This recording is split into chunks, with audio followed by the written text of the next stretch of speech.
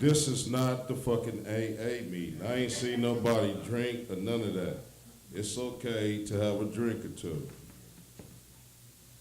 Before I say anything, man, I want to show the crowd something, man. I want your honest opinion, you know, because it really pissed me off. A friend of mine, you know, since I've been doing comedy, tells me, man, you know, I watch how you dress. I think we got the same type of style and taste, right? So he bought a bunch of damn shoes, and he told me, I think these fit you. Now I'm gonna show you these damn shoes. I want y'all to get an honest opinion of what you think about them, okay?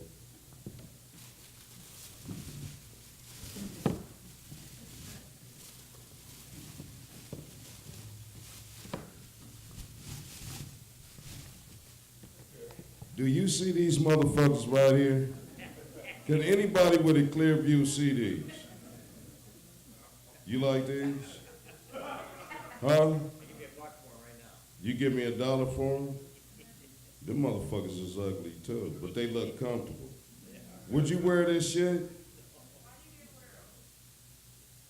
Not my style. I don't like platforms or anything with a buckle on them. I'm not a motherfucking Quaker, nor am I a motherfucking pilgrim. I don't wear shoes with buckles on them. Another thing I want to talk about is like, you come to a certain point in life where you become comfortable who you are, you know. I reached that point. I'm damn near 47. You know, I got 7 grandchildren, even though I don't look like it. But now that I think about my childhood, I've basically been a fucking pervert all my life. Now, what I mean by that is, you know how they used to send the catalogs and shit to your house so you can look at shit that you want to buy? We was broke to the motherfucker, so we had fun just looking through the catalogs, right? But for some reason, my mama would always get mad at me because I flip right to the women's underwear section, you know? But now that I'm older, it's like they got commercials and shit. Y'all see the commercial with those new Depends they make for women? Y'all ain't seen them? That look like real bikini panties and shit. You know, I seen a white bitch with some ass implants kind of popped a little Depend diaper out her ass. That shit kind of turned me on. It looked kind of sexy to me. You know? Anyway, man, you know, I had a rough week this week, you know. I'm glad that the damn weekend is here. How about y'all? Well, I'm glad that y'all got on one damn accord, because for a minute I thought y'all was gonna go to sleep in this motherfucker. So, anyway, I want to share a story about somebody that's real dear to me. His name is Paul Renee Shields. He's my uncle. I think about him all the time. He rests in peace, but, you know, vicariously, I learned a lot of shit from my uncle. Now, my uncle was special because he became a drug addict by accident. Now, you say, how the fuck can somebody become a drug addict by accident? The story was, you know, this was in the early 70s. He drove the bus for the RTD. How many people remember that before it was the MTA? So we got a few old motherfuckers in here tonight, huh? Anyhow, you know, he was a brother in the 70s driving for the RTD, which was a good job for a nigga back then, but he was a hustler.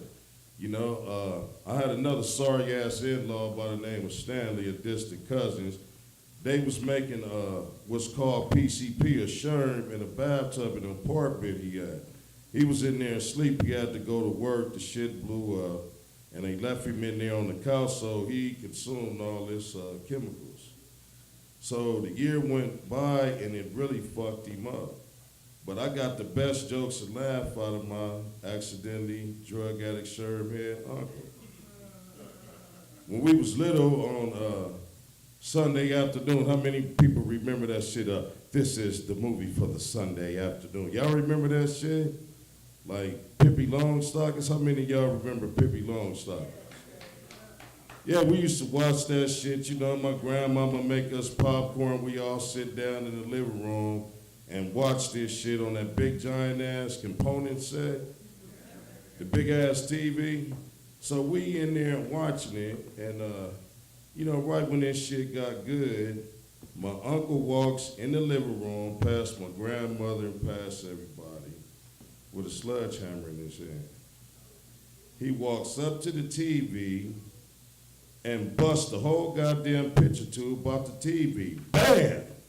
Fucked up the whole TV. We wasn't watching TV no more. So my grandmother looked at him and said, Paul, what the hell is wrong with you, son? Why did you bust the TV out?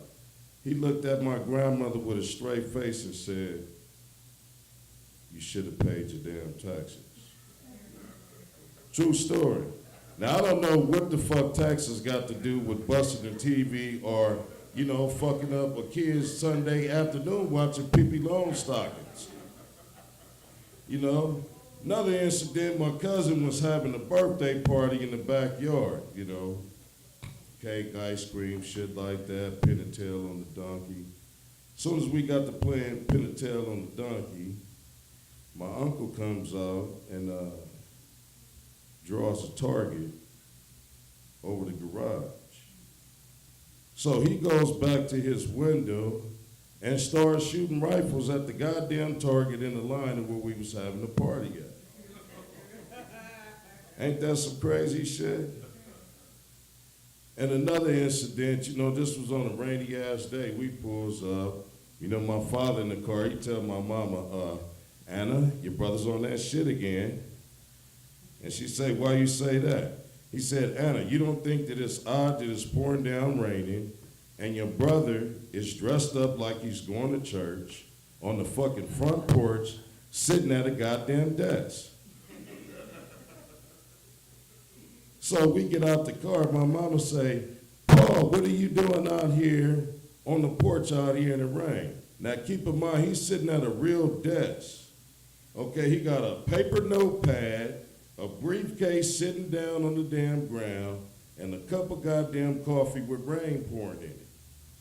So she asked him, what you doing out here? And he looks up for the notepad and tell her, I'm negotiating.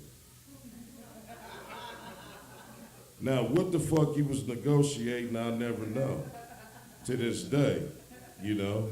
But my Uncle Paul was a way out person, you know? He used to walk around the goddamn living room and saying he's doing fine on cloud nine. You know, spinning in circles and shit, you know. Every other circuit he do about 10 push-ups and shit, you know. He stayed in shape, you know. Now, the last thing that I want to talk about, anybody in here a motorcycle enthusiast? Well, you by yourself, man. You better learn how to drive, because these motherfuckers cannot drive, bro. Okay? Now, I'm going to tell you a story. That's cool. You got a Harley or a regular speed bike? Huh? Okay. Well, don't have no goddamn Humphrey but them goddamn lawnmower motors on them, because that's the shit that I'm talking about. If you a part of that goddamn motor bicycle gang, you should be a fucking shame of yourself. You're a grown fucking man. Give the bike to your fat ass son that eats fast food, put the lawnmower motor back on the goddamn lawnmower, and cut your goddamn grass and quit paying the Mexican. That's my time, y'all. Farooq, y'all have a good evening.